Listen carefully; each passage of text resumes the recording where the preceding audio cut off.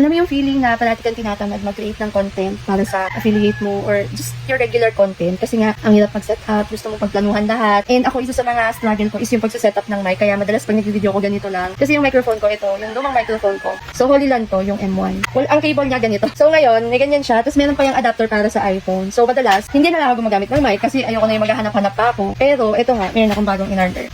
Boya. Ang ganda ng quality, ang sound quality niya. Na-testing ko na siya. Ang ganda ng quality. Meron siyang receiver na para sa iPhone, para sa Type-C. Tapos meron din siyang pwedeng gamitin sa camera. So kahit anong devices na gamitin mo, di ba pwede na? Tapos ang maganda pa dito, magnetic lang siya. Pwede ba siya idikit kahit saan or kahit hawakan mo na lang siya. Tapos may noise cancellation pa. And at the same time, habang ginagamit, hindi ka mamamroblema na malalobat yung phone mo habang nagre-record ka. Kasi pwede mo ring i-charge yung phone mo habang nakasaksak yung receiver. O di ba ang bongga? Ito yan guys, so Boya Link 3. Ayan. Ang ganda ng quality. Antayin nyo yung review ko ha.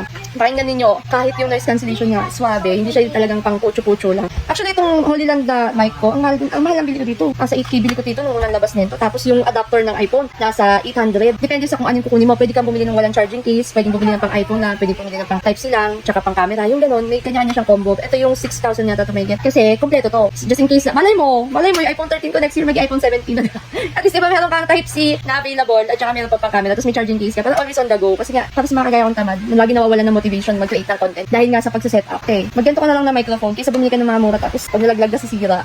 O kaya pagka nag-noise cancellation para ka ng robot. Alam mo yun? Boya, maganda talaga quality ng Boya. Dati yung mga shotgun mic na ginagamit ko sa vlogs ko sa YouTube is Boya. And now, it's the wireless mic supremacy era. Supremacy na may era pa. Ayun.